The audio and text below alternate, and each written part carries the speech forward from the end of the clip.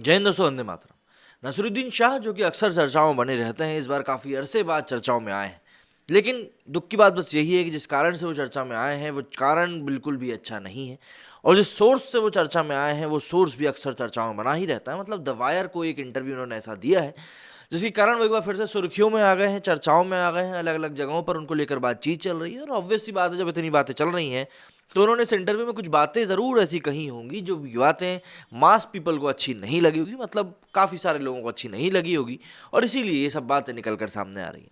सबसे पहले तो शुरुआत करते हैं हम गिरफ्तारी वाली बात से, जो कि इन्होंने अपने वीडियो में कहा कि भाई कोई गिरफ्तार नहीं होता है, कोई कुछ भी कहकर चला जाता है, लेकिन कोई गिरफ्तार नहीं होता। मिश्रा जी, जिसका कि वो लखीमपुर वाला कांड था, उनके लड़के को गिरफ्तार किया गया था। हाँ, इस्तीफा नहीं मांगे गए, इस बारे में मैं ज़रूर बात मान सकता हूँ, लेकिन गिरफ्तारी हुई थी। इसके अलावा धर्म संसद में जो बातें हो रही थी, इसे वे कालीचरण महाराज, जिन्होंने कि महात्मा गांधी को लेकर टिप्पणी करी थी, उनको खजुराहो से आज ही गिरफ्तार किया गया है।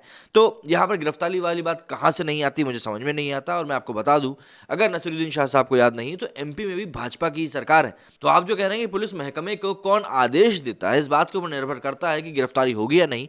तो भाई भाजपा की सरकार है, यूपी में भी और एमपी में भी, गिरफ्तारी तो हुई ही है। इसके अलावा एक बात और इन्होंने जो अपने इस वीडियो में कही, इंटरव्यू में कही, कि भाई मस्जिद और चर्चों को तोड़ा जा रहा है। तो भाई अगर आप केरला की तरफ जाएंगे तो वहाँ पर भी कई सारे मंदिरों को तोड़ा जा रहा है, लेकिन मैंने इस प्रकार की बात कहीं नहीं सुनी कि भाई हिंदू आक्रोशित होकर लोगों को मारने कूटने पहुँच गए। ठीक है। इसके अलावा एक बात और इन्होंने जो टिप्पणी करी है अपने इसमें, कि भाई नरेंद्र मोदी जो है अपने धर्म को लेकर ही बस दिखावा करते रहते हैं। तो भाई एक चीज़ आप मुझे बताइए, जब कोई सिख अपने धर्म को लेकर प्रदर्शन करे तो वो अच्छा है, जब कोई मुसलमान अपने धर्म को लेकर प्रदर्शन करे तो वो अच्छा है, जब कोई ईसाई अपने धर्म को लेकर कुछ बात कहे वो अच्छा है, तो फिर जब हिंदू अपने धर्म को लेकर कुछ भी बात कहता है तो फिर वो बुरा कैसे हो जाता, मुझे समझ में नहीं आता। क्योंकि इस बात का अंदाजा आप इससे भी लगा सकते हैं कि जब सिखों में जब कुछ भी गलत चीज़ करी जाती है तो उसको बेअदबी कहा जाता है। ऐसा ही जब मुस्लिम समुदाय में ऐसा कुछ भी होता है तो उसको ब्लास्फेमसी कहा जाता है। लेकिन जब हिंदू ऐसा कुछ भी करता है तो कॉमेडी क्यों बन जाता है? आप कह रहे हैं कि भाई उन कॉमेडियंस को और पोएट्स को इसलिए गिरफ्तार किया गया, इसलिए उनके शो बंद किया गया जो उन्होंने चुटकुले कहीं मारे ही नहीं। सर आप जाके ऑन रिकॉर्ड देखिए, उन्होंने किन किन चीज़ों के बारे में बात कही है। गोधरा के बारे में जो जिन्होंने चुटकुले मारे थे वो आपको मजाक नहीं लगता? मतलब सीधी सी बात है, या तो आप प्रत्यक्ष को देखने के लिए तैयार नहीं है, या फिर कुछ और चीज़ है जो कि आपको इन चीज़ों को देखने से लगातार रोक रही है। और ये धर्म का प्रदर्शन करने वाली क्या बात है भाई? धर्म का प्रदर्शन उसी देश में तो किया जाएगा ना जहाँ पर वो धर्म है। आप सोचो कि भाई पाकिस्तान में जाकर हिंदुओं को अपना धर्म का प्रदर्शन करना चाहिए, तो वो तो संभव कहीं से कहीं तक हो ही नहीं सकता, वो तो भारत में ही होगा। तो मुझे समझ में नहीं आता भाई, वेटिकन सिटी तो है नहीं ना यहाँ पर कि भाई वहाँ पर जाकर हम लोग जाके हिंदू जो है अपने धर्म का प्रदर्शन करें। तो आखिर में कटघरे में हिंदू ही क्यों खड़ा हो जाता है, ये एक सवाल मेरा भी है आपसे। आप डर की बात करते हैं कि हिंदू यहाँ पर डरा हुआ है, महसूस करता है। आप भाषण सुन लीजिए ना, ओवैसी जी ने अभी कुछ दिनों पहले भाषण दिया था, मोदी योगी चले जाएंगे फिर तुम्हारा क्या होगा। ये आह्वान ही तो है ना, ये क्या है? आप इसके बारे में क्यों नहीं बोलते? उसके कुछ साल पहले जो अकबरुद्दीन है, जहाँ तक 15 मिनट के लिए फोर्स हटा लो फिर हम बता देंगे, ये किस प्रकार की बात है भाई? आप बता दीजिए मुझे इन बातों को लेकर क्या क्लैरिफिकेशन है, तो बस बात वहीं पे खत्म हो जाएगी।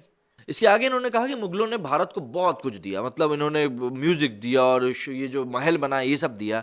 तो अगर आप दक्षिण भारत की तरफ जाएंगे तो वहां पर आपको कितने ही ऐसे मंदिर देखने के लिए मिलेंगे जिन मंदिरों की ऐसी कारीगरी है कि आप समझ ही नहीं सकते कि इनको बनाया कैसे गया। जैसे कि आप पिरामिड को नहीं समझ पा रहे हैं ना, वैसे ही ऐसे मंदिर महाराष्ट्र में भी मौजूद हैं जिनकी कलात्मकता इतनी इतनी आगे है कि आप समझ ही नहीं सकते कि इनको बनाया कैसे गया है। अब आप बोल दीजिए कि ये भी मुगलों ने दिया था, लेकिन ये मुगलों के आने के पहले से बने हुए हैं, तो इसलिए इनके ऊपर हम सवाल खड़े नहीं कर सकते। बात क्या होती है कि सावन के अंधे को सब हरा ही हरा दिखता है। यदि आप किसी के बारे में सिर्फ अच्छा ही देखने के लिए बैठे हुए हैं तो आपको सिर्फ और सिर्फ अच्छा ही दिखेगा, इसके अलावा कुछ भी नहीं दिखेगा। इसके आगे इन्होंने कहा कि मुगल चले जाते तो राजा आपस में लड़ते रहते, मतलब एक तरह से मुगलों ने तो भारत को बनाया है। तो भैया मुगल जहाँ से भग के वापस आए थे, अगर हम बात करें कौन भग के आया था, बाबर की ही बात करें, वो भग के आया था ना अफगानिस्तान साइड से। तो वो क्यों भग के आया था? बाबर अफगानिस्तान से इसलिए भग के आया था क्योंकि वहाँ पर वो लड़ाई कर रहा था, वहाँ पर उसको उसके ही घर से निकाल दिया गया था, इसीलिए वो भग कर यहाँ पर आ गया था। तो क्या ये लड़कर नहीं आए थे? भाई ऐसा तो है नहीं कि उनको गेंदे के फूल की माला पे बिठाकर भेजा गया था अफगानिस्तान से कि जाओ भैया भारत का उद्धार करके आओ। ऐसा कदापि नहीं है। वो भी वहां से लड़कर यहाँ पर आए थे, इसीलिए पूरा जो झगड़े वाला पूरा माहौल बना है ना, ये इसीलिए बना था। अब आप बोल रहे हो कि यहाँ के राजा आपस में लड़ते रहते, तो भैया राजा कहाँ के नहीं लड़ते थे? आप वेस्ट की बात कर लीजिए, वहाँ के भी राजा लड़ते थे। भारत की बात कर लीजिए, यहाँ के भी राजा लड़ते थे। लेकिन इसका मतलब ये तो नहीं है कि हम मुगलों को सारी चीज़ का क्रेडिट देते और फिर आप बोलते हैं कि औरंगजेब को बदनाम किया जा रहा है। अरे भैया, जो काम जैसा करेगा वो वैसा ही तो नाम पाएगा ना, ये बात भी तो समझने वाली है। ऑब्वियस सी बात है। अब जब हम इतनी सारी बात कर ही चुके हैं तो आपको थोड़ा बहुत तो अंदेशा हो ही गया होगा कि इस बारे में नसीरुद्दीन शाह जी ने बात करी होगी कि इस प्रकार की बातें अब मैं आपसे कर रहा हूँ। जरा समझ लेते हैं कि इन्होंने उस इंटरव्यू में क्या कुछ कहा था और ऐसी कौन सी बातें हैं जिनको की लेकर विवाद खड़ा हो गया है। अभिनेता नसीरुद्दीन शाह एक बार फिर से बाहर निकले हैं। उन्होंने इस बार नरसंहार का डर दिखाते हुए युद्ध की आशंका जताई है। उन्होंने कहा है कि देश में सब कुछ मुस्लिमों को भयभीत करने के लिए हो रहा है। जहां सत्ताधारी दल ने अलगाववाद को बढ़ावा दिया है और औरंगजेब को बदनाम किया जा रहा है। उन्होंने लखीमपुर खीरी की घटना के बाद केंद्रीय गृह राज्य मंत्री अजय कुमार मिश्रा टेनी का इस्तीफा न लिए जाने पर निशाना साधा। उन्होंने कहा कि वो डरने वाला नहीं है। नसरुद्दीन शाह ने द वायर के करण थापर से बात करते हुए कहा कि उन्होंने तो अपनी जिंदगी जी ली, लेकिन वो अपने बच्चों को लेकर डरे हुए हैं। देखिए, डर का माहौल एक बार फिर से बन रहा है, आप समझ रहे हैं ना। उन्होंने कहा कि आज देश में एक पुलिस इंस्पेक्टर की मृत्यु से ज्यादा एक गाय के मरने को मुद्दा बनाया जाता है, जो त्रासदी है। उन्होंने कहा कि उनकी फिल्में वेडनेसडे और सरफरोश के अलावा लाहौर में उनके दिए बयान की उन्हें वहां घर जैसा महसूस होता है को लेकर उन पर निशाना बनाया जा रहा है।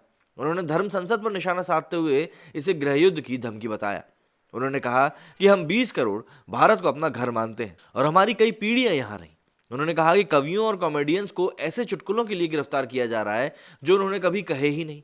उन्होंने कहा कि इन लोगों को पता नहीं है कि वो क्या बात कर रहे हैं। उन्होंने इस पर आपत्ति जताई कि मुगलों के कथित अत्याचार को हाईलाइट किया जाता है, बल्कि उन्हें कला, संस्कृति, संगीत और साहित्य से लेकर कई इमारतें भी बनाई थी। उन्होंने दावा किया कि मुगल इस भारत का निर्माण करने आए थे। उन्होंने कहा कि भड़काऊ बयान देने वाले गिरफ्तार होंगे या नहीं, ये इस पर निर्भर करता है कि पुलिस को कौन आदेश दे रहा है। उन्होंने पुलिस में मुस्लिमों के प्रतिनिधित्व कम होने का दावा करते हुए कहा कि किसान आंदोलन को लेकर भी प्रधानमंत्री नरेंद्र मोदी ने गंभीर रूप से माफी नहीं मांगी। उन्होंने कहा कि जितनी आशंका थी, चीजें उनसे ज्यादा बुरी हैं। प्रधानमंत्री कैमरे के सामने अपनी धार्मिक आस्था का प्रदर्शन करते हैं। उन्होंने कहा कि स्थिति चिंताजनक है, लेकिन कोई कुछ नहीं कर सकता। उन्होंने कहा कि मुस्लिमों को दूसरे दर्जे का नागरिक बनाकर छोड़ दिया गया है। उन्होंने कहा कि मुस्लिम एक फोबिया फैलाने के लिए ये सब कर रहे हैं। उन्होंने कहा कि हमें ये स्वीकार नहीं करना चाहिए कि हम डरे हुए हैं। उन्होंने आगे कहा कि आज नेता कहते हैं कि हिंदू मुस्लिम साथ नहीं रह सकते, जो संविधान के खिलाफ है। उन्होंने कहा कि मुस्लिम इस देश की रक्षा कर रहे हैं, अपने परिवारों की रक्षा कर रहे हैं। जब हिंदुओं की जनसंख्या ज़्यादा है तो ये कैसे कहा जा सकता है कि हिंदू खतरे में है। हमें शांति से रहने दीजिए। सिख और मुस्लिम विभाजन के दौरान एक दूसरे के खून के प्यासे थे, जबकि आज गुरु नानक समाज के लिए खुल रहा है। इस नेता को पूजने वालों से आक्रोशित है। इसमें उनका ही भविष्य का नुकसान है। मुझे पाकिस्तान जाने को कहने वालों से मैं कहता हूं कि तुम कैलाश जाओ। उर्दू को पाकिस्तानी भाषा बताया जाता है, हिंदी में कई अरबी फारसी शब्द जबकि मौजूद हैं।